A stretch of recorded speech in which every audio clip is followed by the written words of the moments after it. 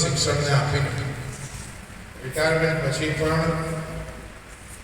કોમ્યુનિટીના બાળકોને એક સારું શિક્ષણ મળે એના માટે रिटायरमेंट पछीनी उम्र ने पण शिक्षण माटे समर्पित करी।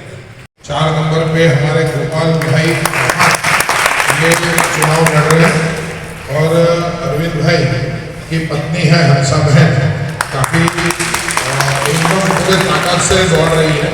और अरविंद भाई तो आपके इलाके में काफ़ी सक्रिय है कि तकरीबन कई घरों तक वो उनके काम के कारण से पहुंचते हैं।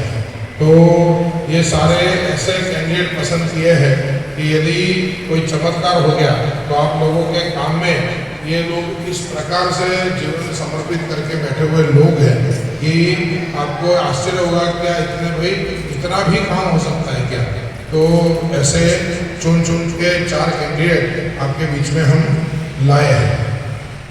मेरे लिए मैं वेजलपुर का एमएलए और एमएलए होने के नाते मेरे 4 वार्ड है जिसमें बोड़कदेव है, जोधपुर है, वेजलपुर है, सरखेज है और मक्तमपुरा है। थोड़ा सा 3 बूथ का लांबा वार्ड का गैसपुर भी मेरे में आता है। मैं ये चाहता हूँ कि जिस प्रकार से बोड़कदेव, जोधपुर, वेजलपुर, सरखेज का विकास हो रहा है उसी प्रकार से हमारा भी एरिया का विकास हो। तो जहाँ जहाँ हमें लगा कि भाई इस प्रकार की सुविधा इस इलाके में नहीं है, कहीं आपको आपके दूसरी पार्टी के जो काउंसिलर है, नेता है, वो कहे कि ये सब हमने किया, वो कह भी सकते यहाँ से चुने हुए लोग हैं, उसमें हमको कोई विवाद करना नहीं है। परंतु हम सब ऐसे समझदार लोग हैं कि जब तक भारतीय जनता पार्टी की सरकार है जिन पर वो लोग आरोप लगाते होंगे कि ये लोग हमारे विरोधी है, ये हमारा विकास नहीं होने देंगे, ये है वो है, ये सारी बातें आप तक करते भी होंगे। पर यदि जिसकी सत्ता है वो यदि जोधपुर के अंदर कम्युनिटी हॉल बना रहा है और वो कम्युनिटी हॉल यहाँ भी बनता है, यदि सरखेज के अंदर शादी का पार्टी प्लॉट बनता है वो हमारे वहाँ भी बनता है, यदि वहाँ पे लाइब्रेरी बन रही है और वो लाइब्रेरी यहाँ पे भी बनने आ रही है, यदि दवाखाना वहाँ शुरू हुआ वो दवाखाना यहाँ भी शुरू हुआ।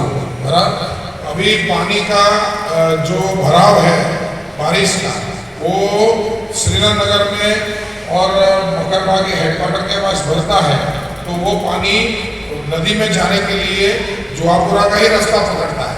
तो आगे से जो पानी आता है आखिरकार वो हमारे घरों में भर जाता है। तो यदि 39 करोड़ की योजना आपका एमएलए चिंता करके पीछे पड़ के सारे चेयरमैन सेक्रेटरी को ले जाकर सीएम को बात करके, शहरी विकास सचिव को बात करके, कमिश्नर को बात करके पीछे पड़ के अधिकारियों से पीछे पड़ना भी कभी कभी बहुत ज़्यादा पीछे पड़ना पड़ता है। लाओ आज का दिन का रिपोर्ट लाओ, आज का दिन का रिपोर्ट लाओ, कहाँ पहुँचे बोलो। सारे संकलन की मीटिंग में क्या स्पीड है, स्पीड नहीं है तो उसको वहाँ पे बोलना। तो ये पीछे पड़ते हैं तब जाके होता है। तो ये 39 करोड़ की जो पाइपें है वो आपको मेन DP85 के रोड पे दिख रही है। तो ये पाइपें लगने के बाद हमारे इलाके में पानी नहीं भरेगा। तो जो हमको कहते हैं कि भाजपा वाले यहाँ जुआपुरा का विकास नहीं करते, तो ये सारा विकास किसका है? वो कोई जैसे 5 उंगली हाथ में है, पांचों के बिना का हाथ एक भी उंगली टूटी होगी या एक भी उंगली कमजोर होगी तो वो अच्छा नहीं लगेगा। तो मेरे लिए मेरा इलाका जो है वो 5 उंगली के बराबर है। एक बोड़कदेव है, एक जोधपुर है, एक सरखेज है, एक वेजलपुर है और ये हमारा मक्तमपुर है। तो मैं 5 उंगली का सही विकास करके एक बड़ी जोरदार मुट्ठी बनाना चाहता हूँ कि जिसके आधार पे हम कह सकें कि मैं बलवान हूँ। तो मैं ये नहीं चाहता हूँ कि हमारा यहाँ पे विकास ना हो। ये मेन रोड की बातें सब की, मैंने मेन इंफ्रास्ट्रक्चर की बातें की। जो आप नहीं कहोगे तो भी हम कहेंगे कि नहीं हमें मुझे मक्तमपुरा में ये चाहिए, पर आपकी गली में मुझे आना है तो आपकी गली में तो मैं ऐसा एमएलए कितना घूमूंगा, उसके लिए तो काउंसिलर ही घूमेंगे।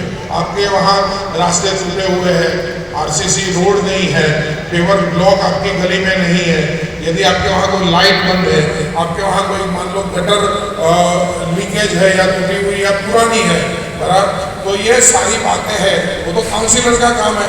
काउंसिलर यदि अपने एमएलए को कहेंगे, एमएलए संकलन में हर महीने बैठते हैं और जो संकलन की मीटिंग है वो लोकसभा या विधानसभा के बराबर होती है।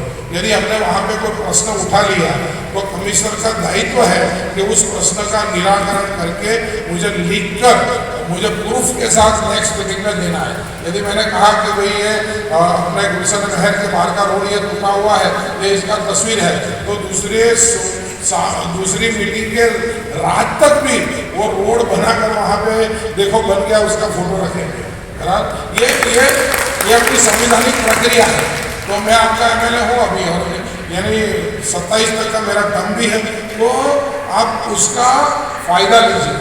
आप मुझे दौड़ना है तो मैं बिना हथौड़े कितना दौड़ूंगा, तो आप मुझे यहाँ से ये 4 काउंसिलर करके मुझे मेरे कॉर्पोरेटर मुझे आप दीजिए। कॉमनवेल्थ का समय है, 2030 तक कॉमनवेल्थ आएगा और 2026 में कॉमनवेल्थ का हमने ओलंपिक का बीड कर दिया है, ओलंपिक भी आएगा, तो सारा विकास होने वाला है, जबरदस्त विकास होने वाला है। पूरे वर्ल्ड से ओलंपिक की सिटी को डेवलप करने के लिए फंड आने वाला है, तो ये सारा इनकम डेवलप होगा। पर जब डेवलप होने के लिए पूरी दुनिया में तेजी है, तेजी पूरी दुनिया में है, पर घर का बाप ही कमाने नहीं जाएगा तो तेजी हमारे घर में नहीं आएगी, समझे कि नहीं है? तो यदि आपका काउंसिलर उस तेजी का फायदा नहीं उठाएगा तो उसका फायदा हमारे इलाके को नहीं होगा। सब जगह तेजी होगी और यहाँ पे जब लोग निकलेंगे तो बाहर से फिर ऊपर से ये ब्रिज बन जाएगा, सब ऊपर से चले जाएंगे, तो नीचे में विकास को कोई देखने वाला नहीं है। नीचे विकास हो या ना हो, तो नीचे जो घूमेगा वो आपका काउंसिलर और आपका एमएलए ही घूमने वाला है। तो मोदी साहब ने देखो, हमें यहाँ भीड़ थी, रास्ते में ट्रैफिक था, अभी 1718 करोड़ रुपये देकर सरखेज से लेके अपना विशाला से मुड़ के जो ब्रिज है वो अभी 4 ट्रैक है, वो 8 ट्रैक का ब्रिज बन जाएगा। ये वॉकिंग पाथ हो सकता है, हमने जो पौधे लगाए तो हमने कहा कि वो हो सकता है, ठीक है। अपना रोजा है, उस रोजा में हेरिटेज सिटी है, हेरिटेज सिटी का फंड लाके वहाँ पे रोजा भी डेवलप होके पूरे वर्ल्ड के कहते हैं ना कि टूरिस्ट वहाँ आके हमारे इर्द गिर्द के लोगों के लिए रोजगार का बड़ा माध्यम बन सकते हैं। तो ये सारा सब कुछ चीज हो सकता है, पर एक बार आप हमको अंदर बुलाइए तो सही, आप तक हम पहुँचेंगे, आप हम तक पहुँचेंगे तब जाके होगा। ये कोई चुनाव तो ऐसा है नहीं कि जो विधानसभा का हो या लोकसभा का हो, कोई मुद्दे हैं जिससे आप लोग सहमत नहीं है, तो वो मुद्दों का तो ये चुनाव नहीं है। ये चुनाव है गटर पानी रास्ता अपने एरिया का डेवलपमेंट का। यदि वो चुनाव का है और उसमें भी यदि हम हिंदू या मुस्लिम करके वोटिंग करेंगे तो बीजेपी कभी भी अंदर नहीं आएगी। जब बीजेपी अंदर नहीं आएगी फिर आप चिल्लाते रहोगे कि विकास नहीं हो रहा है, विकास नहीं हो रहा है। सत्ता में तो अदर बीजेपी है, तो जहाँ सत्ता है उसका फायदा लेना, इसमें कौन सा बुरा काम बताओ, ठीक है। तो यदि हम आपका देखो, और दूसरा बोलता हूँ, मैं इतना बोल रहा हूँ, इतना आ रहा हूँ, तो क्या आपको लगता है कि कॉर्पोरेशन में हमारी सत्ता नहीं बनने वाली है? 4 काउंसिलर से ऐसा तो है नहीं कि सत्ता नहीं बनेगी, बराबर। फिर भी मैं आ रहा हूँ, तो मैं चाहता हूँ कि मैं आपके पास आऊँ, मैं चाहता हूँ कि आपका विकास करूँ। तो आप लोग भी यदि हमने आपको बोला है तो आप उसको पॉजिटिव लीजिए। आप सारे अच्छे परिवार से पढ़े लिखे लोग हैं, आप लोग बोलेंगे तो नीचे लोग मानेंगे, और खास करके अपने समाज में तो महिलाएं जब तक बोलती है तब तक नीचे सारे लोग एक दूसरे का सुनते हैं।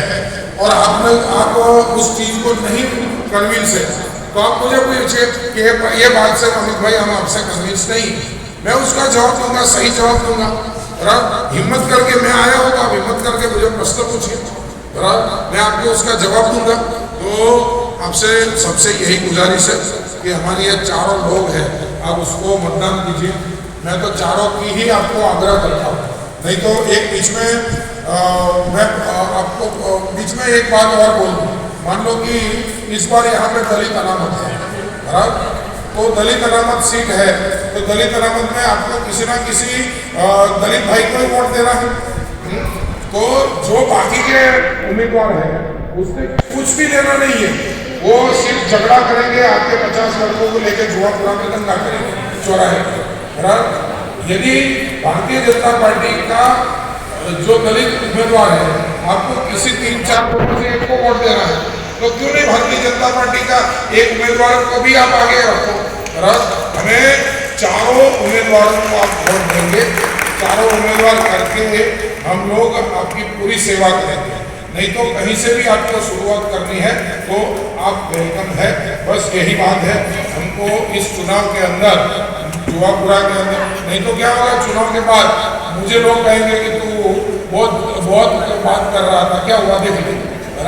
तुमको तो ये लोग कुछ भी करोगे, तुमको वोट देने वाले नहीं है, ताने मारने वाले मुझे भी मारेंगे, आप समझ के चलो। तो बस ज़्यादा ना कहते हुए मेरी बात को पूर्ण करता हूँ।